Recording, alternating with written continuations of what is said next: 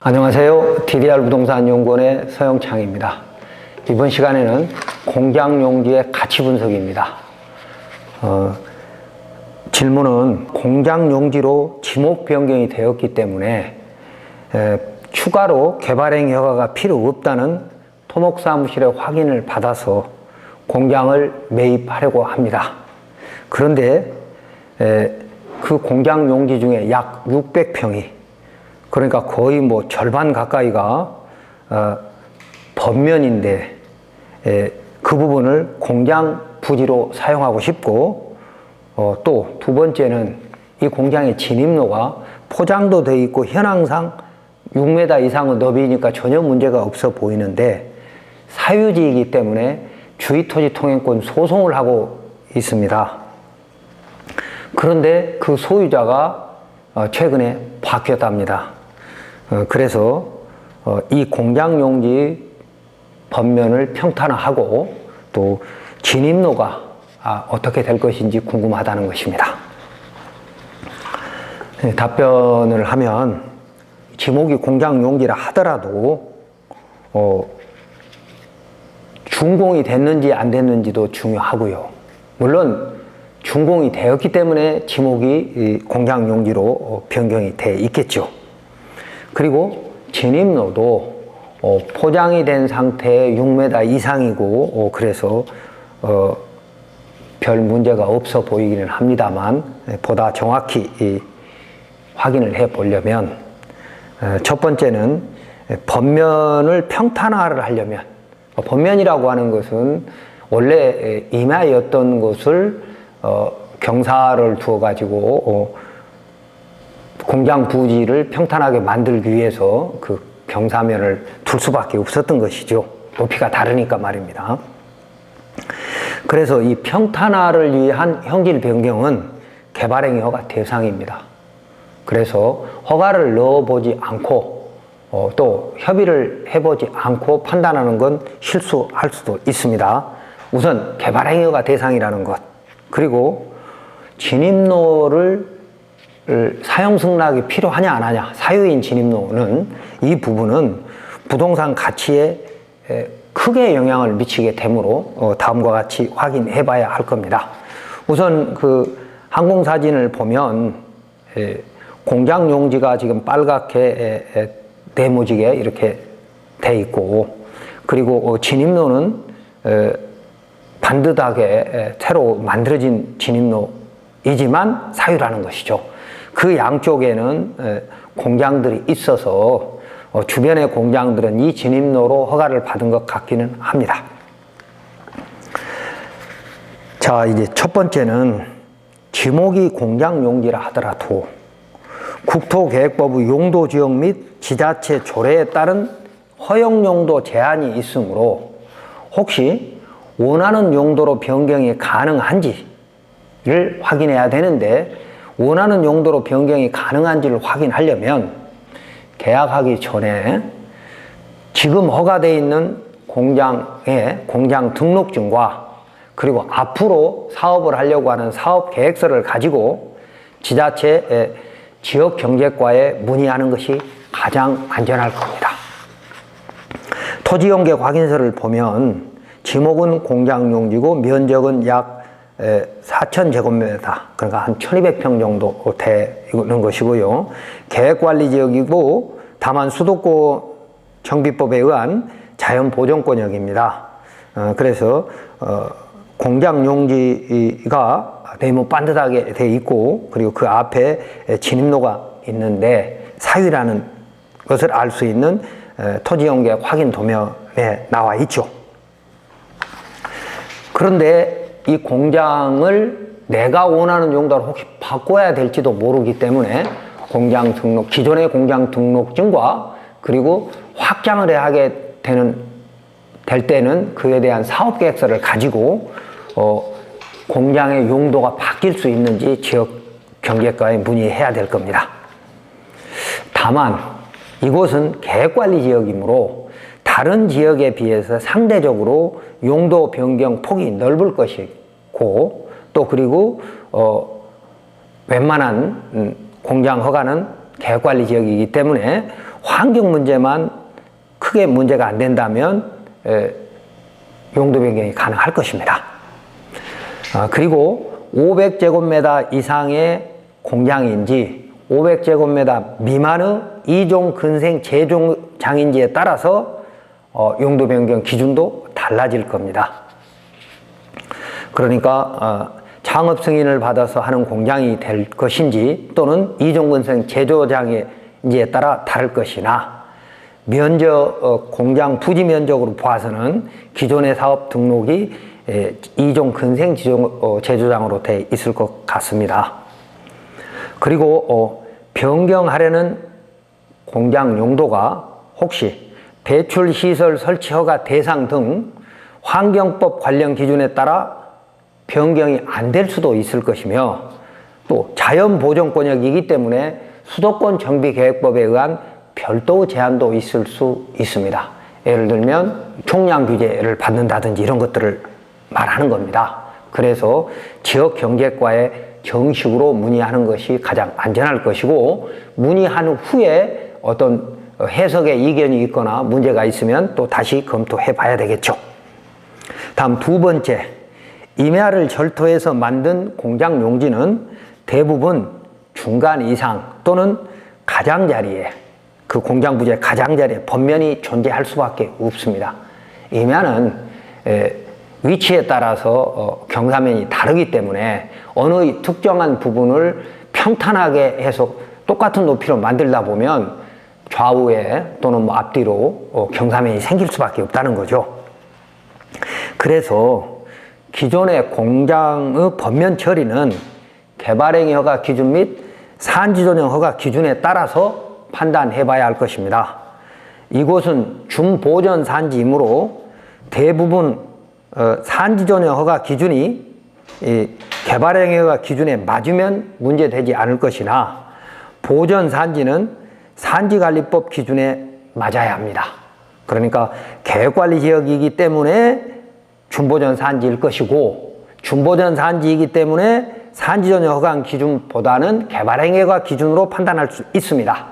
다만 보전 산지는 개발행위가 기준이 아닌 산지관리법 기준에 맞아야 된다는 걸 참고하시기 바랍니다. 그러므로 기존의 개발행위 허가 도면 및 실시설계 도면 등으로 번면의 처리 가능성을 확인해 볼 수밖에 없습니다. 이때 제일 중요한 것이 도시계획 심의이죠. 그러니까 기존의 개발행위 허가 도면과 또 공사를 위한 실시계획 도면 등을 가지고 이 번면을 전부 처리할 수 있는지 아니면 일부 처리할 수 있는지 또 번면을 처리하더라도 어떻게 할 건지에 대해서는 그 도면을 가지고 검토를 해야 되는 것인데 그 번면 처리하는데 제일 중요한 건 도시계획 심의입니다. 그래서 심의 통과 기준 등 개발행위 허가에 대한 자세한 사항은 실력 있는 토목사무실과 협의하면 되나 가능하다면 당초 허가받은 토목사무실과 협의하는 것이 안전할 것입니다. 다음 세 번째로 번면을 평탄화하려면 앞서 살펴보아야 할 기본사항에 충족된다고 하여도 이웃토지의 경계면 처리 때문에 이웃토지 소유자의 사용락이 필요하고 만약 토지 소유자의 사용락이 안 되면 이웃 토지의 경계에 옹벽을 처리해야 되는데 그래야 최대한 평탄화된 대지를 확보할 수 있다는 것이죠. 만약에 옹벽을 치는 것도 내 마음대로 할 수 있는 게 아니고요. 산사태 등을 우려해서 법적인 기준이 있는데 산지조정 허가 기준도 있고 개발행위 허가 기준도 있습니다. 그런데 경기도의 경우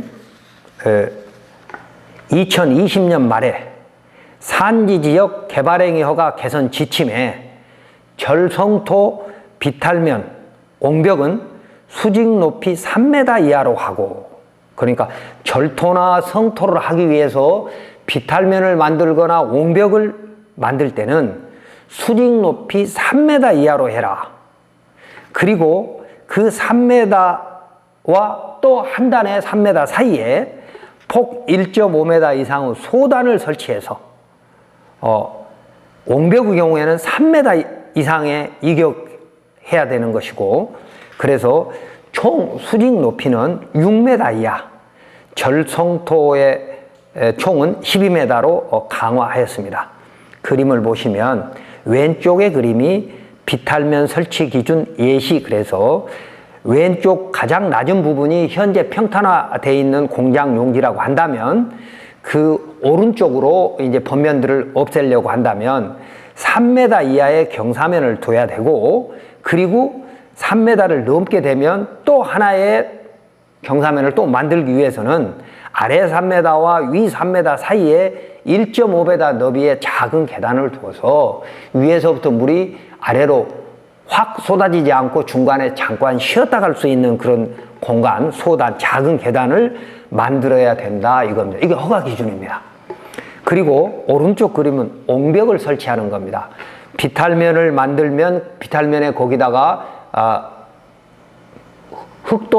흙이나 돌로 쌓을 수도 있지만 그 위에 풀 같은 걸로 처리를 해서 자연적으로 그게 복구가 될 수 있는, 산지 전용 훼손에 대한 복구가 되면서 산사태 등을 막을 수 있는 그런 완충 장치들이 만들어지게 되는데, 그렇게 하지 않고 옹벽으로 설치를 한다, 그러나 자연 상태로 안 하고 옹벽으로 한다라고 했을 때는 오른쪽 그림에 보다시피 왼쪽 아래에 있는 부분이 현재 공장 용지고, 그로부터 3m 정도 높이까지만 옹벽을 만들되, 만약에 전체적인 경사면이 3m가 넘어서 6m가 된다라고 한다면 아래 3m와 위 3m의 옹벽 사이에는 3m 이상의 공간을 또 두어야 된다는 것입니다. 그래서 경기도는 이렇게 강화됐으니까 그 허가 기준을 이해하셔야 할 것이고, 다음 네 번째, 이제 개발행위 허가 또는 개발행위 허가 변경 허가에서 진입로가 문제가 될 수 있습니다. 개발행위 허가에서는 그 개발 면적에 따라 진입로 규정이 다릅니다. 그리고 그 진입로의 사용 승낙 여부도 문제가 될 수 있으나, 이곳은 이미 포장된 도로에 접해 있으므로 공장의 신설이 아닌 변경 및 증축에는 진입로 걸림돌이 되지는 않을 것입니다. 다섯 번째, 공장 소유자와 진입로 소유자가 지금 현재 주의토지 통행권으로 소송을 하고 있다면, 주의토지 통행권은 맹지인 경우 다른 통로를 개설할 수 없거나 어려울 때만 허용되는 것이므로 이곳은 다른 진입로가 없기 때문에 별 문제가 없을 것이고, 또 이미 포장된 도로가 있기 때문에 이 포장된 도로 설치를 누가 어떤 법적 근거로 또 어떤 목적으로 하였느냐에 따라 그 결과가 달라질 수는 있을 것입니다.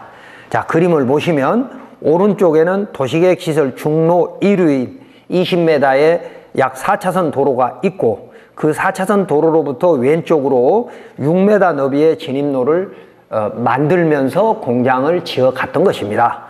그래서 이 공장 부지를 지나서도 공장 부지가 또 있는데, 그 도로들이, 그 진입로, 그러니까 중로 1위에서부터 연결된 진입로는 전부 사유지인 것이죠. 그래서 이 사유지 소유자와 지금 매도하려고 하는 이 공장 용지의 소유자가 다르기 때문에 서로 간에 분쟁을 하고는 있습니다만, 이미 개설되어 있는 이 도로는 사용 승낙이 필요한지 안 한지에 따라서 굉장한 부동산 가치에 영향을 미칠 것입니다. 그래서 살펴본다면 이미 개설되어 포장된 도로가 건축법 도로로 지정되지 않았더라도 건축법 2조 1항 11호 감옥의 법정도로, 그러니까 국토계획법에 의한 도로, 도로법에 의한 도로, 사도법에 의한 도로, 기타 관계법령에 의한 도로로 신설 변경에 관한 고시된 도로, 이게 건축법 2조 1항 11호 감옥의 도로들이죠. 그러니까 그래서 이제 그걸 보고 우리는 법정도로라고 말하고요. 그 다음에 남옥의 건축 허가 때마다 이 공장도 공장 건축 허가를 받게 되니까 공장 건축 허가 때마다 그 진입로를 허가권자인 지자체장이 건축법 도로로 지정할 수 있는, 이게 이제 건축법 2조 1항 11호 남옥의 건축법 도로입니다. 그래서 이걸 법원에서는 행정청의 지정도로라고 말을 하는 거죠.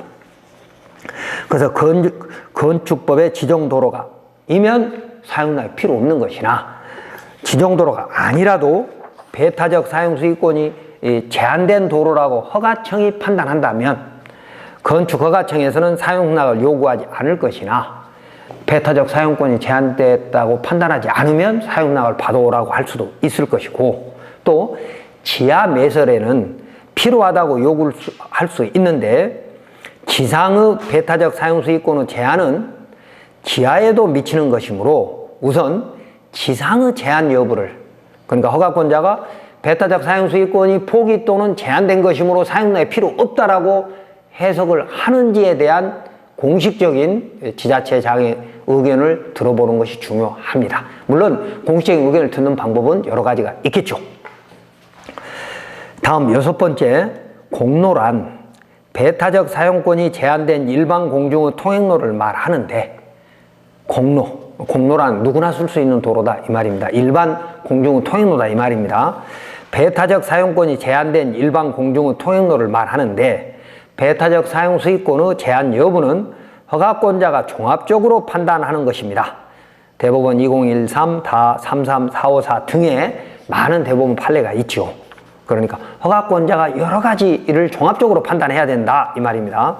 그런데 진입로 소유자가 바뀌어서 그 현황도를 막는 상황이 벌어지면 실제 공장은 사용이 불편할 수도 있을 것이나 이곳은 개발행위 허가를 받아서 포장된 도로이므로 통행 방해 금지 소송 등으로 통행 자유권을 확보할 수 있을 것이고, 또 형법 185조의 일반교통 방해죄에 해당될 수도 있을 것이므로 부동산 전문 변호사와 상의해서 해결책을 찾으면 될 것입니다. 자, 대법원 판례 하나 읽어보겠습니다. 육로란 일반 공중의 통행에 공용된 장소, 즉 특정인에 한하지 않고 불특정 다수인 또는 참아가 자유롭게 통행할 수 있는 공공성을 지닌 장소를 말한다 라고 2017도 1056 대법원에서 유권 해석하고 있으며, 육로를 그리고 공로라고도 불린다 라고 해서, 공로는 이제 공도라고도 할 수 있는데 공로라고 하는 건 다수인, 그러니까 누구나가 되겠습니다. 누구나 자유롭게 통행할 수 있는 공공성을 지닌 장소를 말합니다. 자, 이번 사례를 정리하면 이런 토지 및 건축물의 가치와 매수 안정성을 확보하려면 먼저 각종 공부, 일사편리에 들어가서 부동산 종합증명서, 그리고 토지이음에 들어가서 토지용계획과 도시계획 확인을 해야 되고, 세움터에 가서 건축물 대장과 현황 도면을 보고 정부 24에서 토지대장을 발급받고, 이거 다 무료죠. 그 다음에 법원에 가서 등기부 등본 등을 확인하여야 하고, 허가청에 현재 행정처분의 존재 여부도 확인해야 할 것입니다. 그리고 법면의 평탄화를 위한 개발행위 허가의 절차 및 가능 면적은 당초 인허가를 대행한 토목사무실이 가장 잘할 수 있을 것이므로, 물론 허가권자의 재량권의 범위 내에서 말을 하는 겁니다. 법면 처리를 위해서는 이 공장의 건축물 대장에 나타난 건축사무실을 통하여 토목사무실을 찾아서 기존의 개발행위 허가 설계 도면 등으로 가치 분석을 하여야 할 것입니다.